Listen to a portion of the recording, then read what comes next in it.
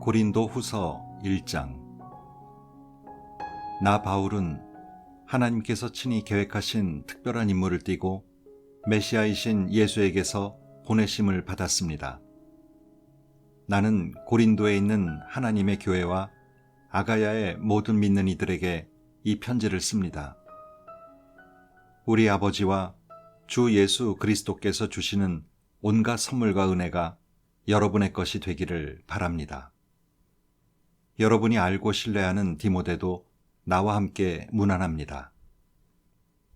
우리 주님이며 메시아이신 예수의 하나님 아버지께 모든 찬양을 드립니다.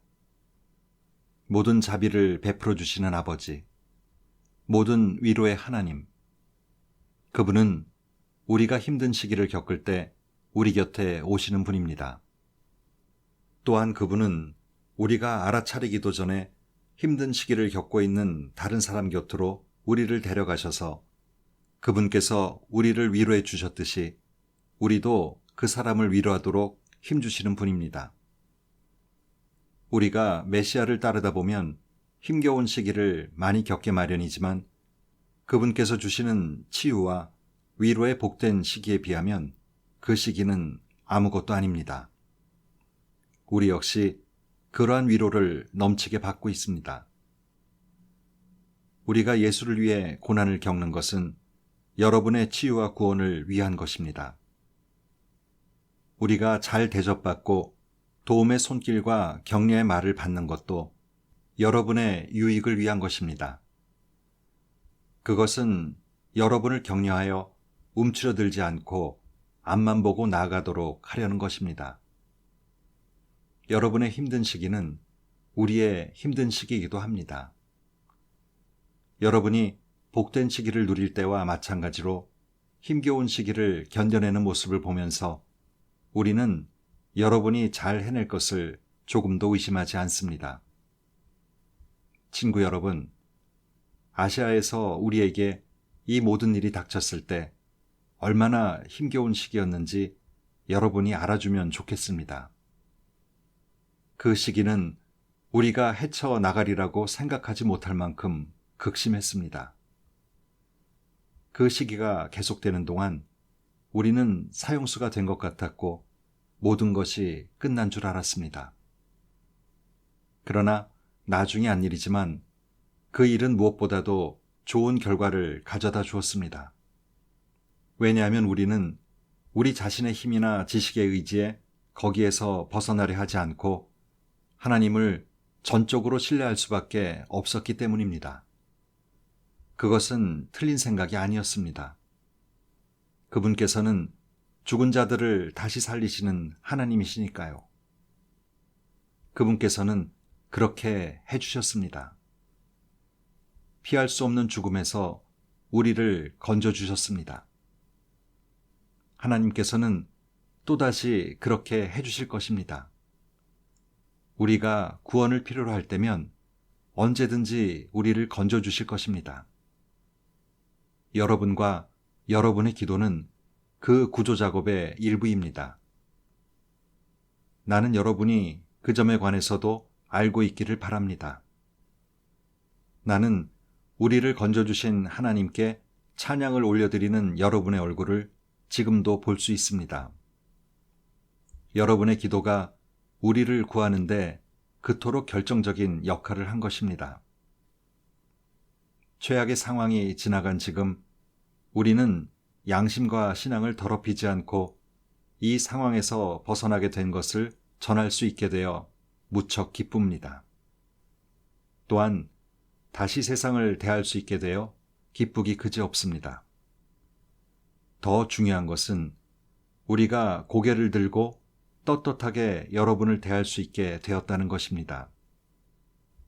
그러나 그것은 우리의 대단한 능력으로 된 것이 아닙니다. 하나님께서 우리가 무엇에도 굽히지 않고 그분께만 초점을 맞추게 해주셨기 때문에 가능한 일이었습니다. 이 편지에서 행간을 읽으려 하거나 숨은 의도를 찾으려고 하지 마십시오. 우리는 여러분이 이미 세세한 부분을 본 것 같이 전체 그림도 알아보기를 바라면서 이해하기 쉽고 꾸밈없는 진리를 쓰고 있습니다. 우리 주 예수 앞에 함께 서게 될 때 여러분이 우리의 자랑거리이듯이 우리도 여러분의 자랑거리가 되기를 바랍니다. 처음에 나는 여러분의 환대를 확신했기에 여러분을 2차례 방문하기로 계획했습니다. 마케도니아로 가는 도중에 여러분에게 들렀다가 돌아오는 길에 다시 들를 작정이었습니다. 그러면 나는 여러분의 환송을 받고 유대로 떠나갈 수 있었을 테니까요. 원래 계획은 그랬습니다. 그러나 일이 계획대로 되지 않았습니다. 그래서 여러분은 내가 약속을 쉽게 뒤집는다고 생각하며 비난하는 것입니까? 여러분은 내가 한 입으로 2말을 하면서 어떤 때는 쉽게 이해하고 다른 때는 쉽게 아니요 라고 한다고 생각하십니까? 그렇다면 여러분이 틀린 것입니다. 하나님께서 자신의 말씀에 신실하시듯이 나도 나의 말에 신실하려고 애쓰는 사람입니다. 우리가 여러분에게 전한 말씀은 경솔하게 예 하고 말했다가 가차없이 아니요 하고 취소할 수 있는 말이 아닙니다.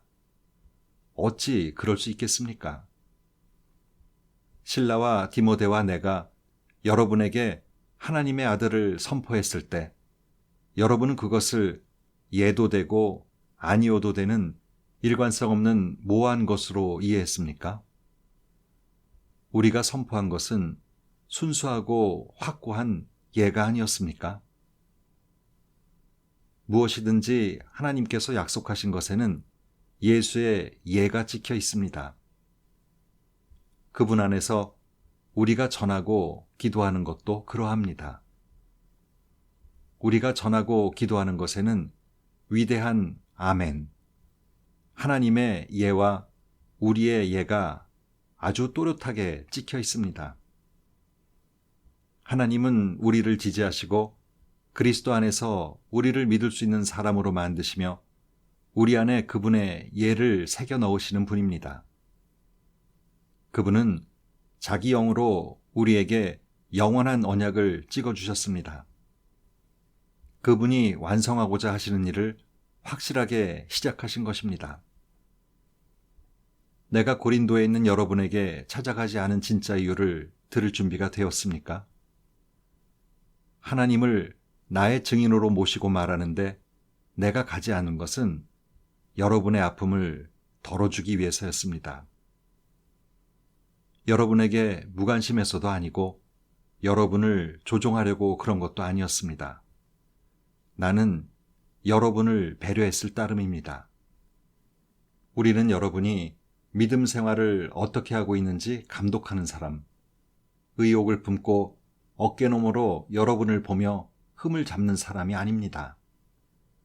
우리는 여러분과 함께 힘을 모아 일하면서 기쁜 마음으로 여러분을 바라보는 동역자입니다. 나는 여러분이 우리의 믿음이 아니라 여러분 자신의 믿음으로 서 있다는 것을 압니다. 2장. 그래서 나는 여러분과 나에게 아픔을 줄 수 있는 또 다른 방문을 자제하기로 결심한 것입니다. 내가 그저 얼굴을 내밀기만 해도 여러분이 난처하고 괴로운 입장에 처하게 될 텐데 여러분이 어찌 나를 위로하고 나의 기운을 북돋아 주겠습니까? 그래서 나는 가지 않고 편지를 써보냈습니다. 나를 기쁘게 해주리라 여겼던 것들을 낙담시키면서 괴로운 시간을 보내고 싶지 않았기 때문입니다.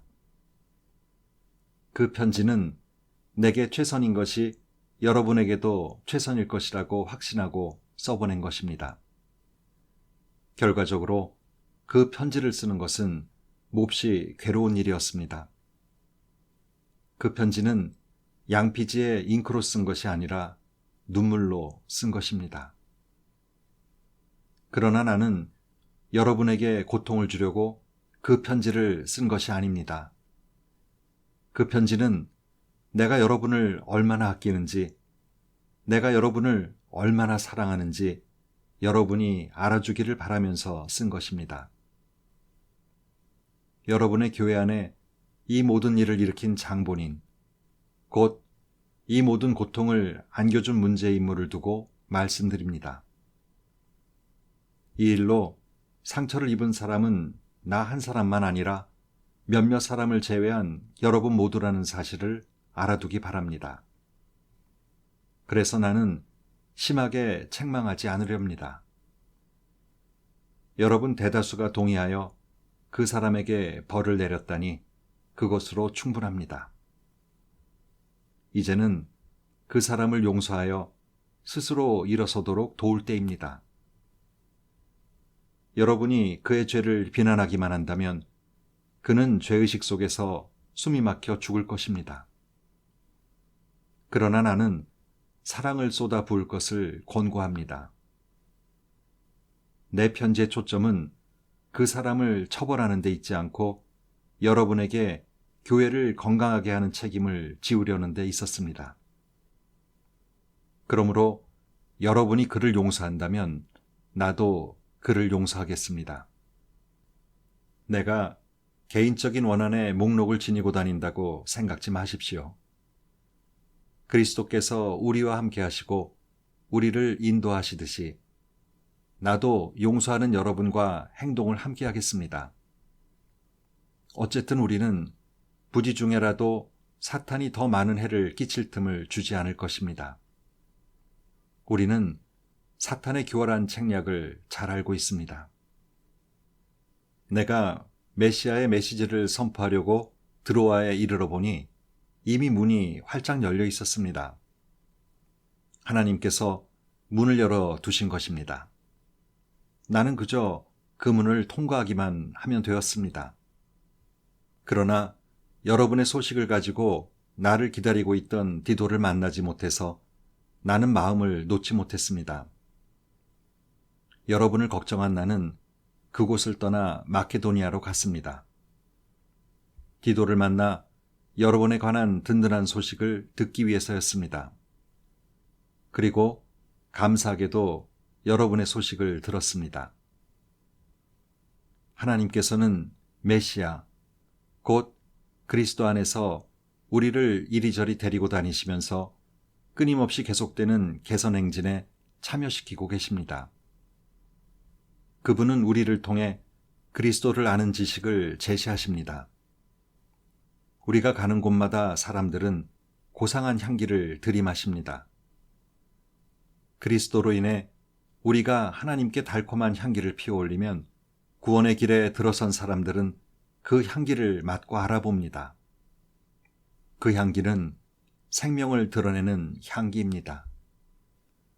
그러나 멸망의 길에 들어선 사람들은 우리를 썩은 시체에서 나는 악취처럼 대합니다. 이것은 엄청난 책임입니다. 이 책임을 떠맡을 역량이 되는 사람이 누구이겠습니까? 아무도 없을 것입니다. 그러나 적어도 우리는 하나님의 말씀을 가져다가 거기에 물을 타서 거리로 나가 값싸게 파는 일은 하지 않습니다. 우리는 그리스도가 보시는 앞에서 말합니다. 하나님께서 우리의 얼굴을 보고 계십니다.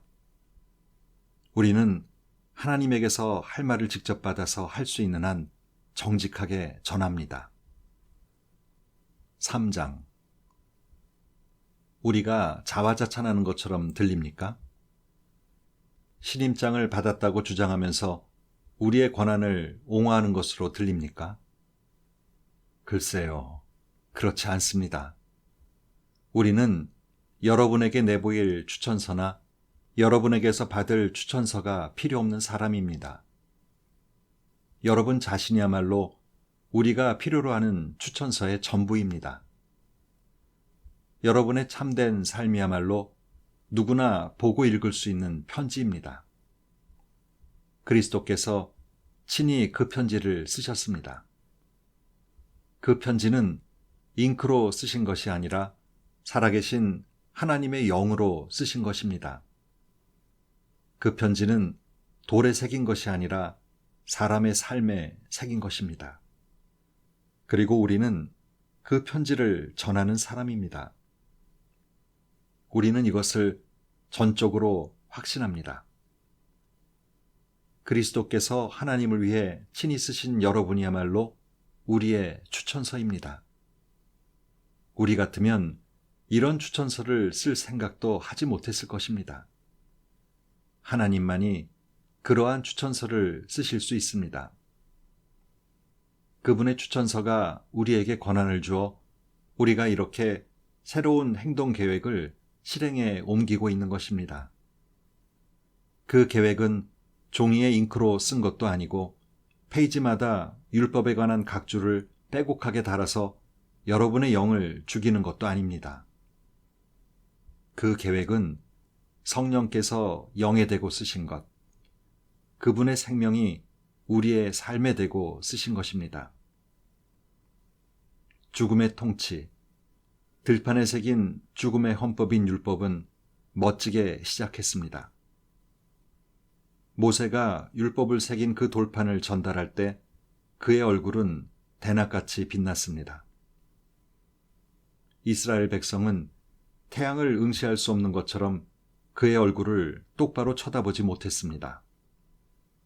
그렇다면 살아계신 영의 통치는 얼마나 더 눈부시겠습니까? 율법에 의해 이루어진 정죄의 통치가 인상적이었다면 성령에 의해 이루어지는 의의 통치는 얼마나 더 인상적이겠습니까? 옛 통치가 눈부셨다고 하지만 그것은 이 새 통치와 나란히 서면 완전히 희미해 보일 것입니다. 잠시 있다가 사라지고 말 제도가 깊은 인상을 주었다면 영원토록 다스릴 이 밝게 빛나는 통치는 얼마나 더한 인상을 주겠습니까? 우리를 감격스럽게 하는 그 소망이 있기에 그 어떤 것도 우리에게 방해가 되지 않습니다. 모세와 달리 우리는 숨길 것이 전혀 없습니다. 모든 것이 우리와 함께 환히 드러나 있습니다. 모세는 자기 얼굴에 나타난 영광이 사라져가는 것을 이스라엘 자손이 알아채지 못하게 하려고 수건을 썼습니다. 그래서 그들은 알아채지 못했습니다. 그들은 그때에도 알아채지 못했지만 지금도 알아채지 못하고 있습니다. 그 수건 뒤에 아무것도 남아있지 않다는 것을 전혀 알아채지 못하고 있습니다. 오늘날에도 그들은 그 낡고 힘없는 통치의 선포를 소리내어 읽고 있지만 그것을 꿰뚫어 보지는 못합니다. 오직 그리스도만이 수건을 벗기셔서 그 뒤에 아무것도 없다는 것을 그들로 직접 보게 하실 수 있습니다. 그러나 그들이 모세처럼 돌아서서 하나님을 마주하면 하나님께서 그 수건을 벗겨주십니다. 그러면 거기서 하나님과 서로 얼굴을 마주보게 됩니다. 그 순간 그들은 하나님이 율법을 새긴 한 조각 돌판이 아니라 살아계셔서 인격적으로 임재하시는 분이라는 것을 깨닫게 됩니다. 살아계신 영이신 하나님께서 임하시면 우리를 옥죄던 저 낡은 법조문이 쓸모없다는 것을 깨닫게 됩니다. 우리는 그 법조문에서 풀려난 사람들입니다. 우리 모두가 그러합니다. 우리와 하나님 사이를 가로막는 것은 아무것도 없습니다. 우리의 얼굴은 그분의 얼굴빛으로 환히 빛나고 있습니다. 하나님께서 우리 삶에 들어오시고 우리가 그분을 닮아갈 때 우리는 메시아를 꼭 닮은 형상으로 변화하고 우리 삶은 점점 더 밝아져서 보다 아름다워질 것입니다.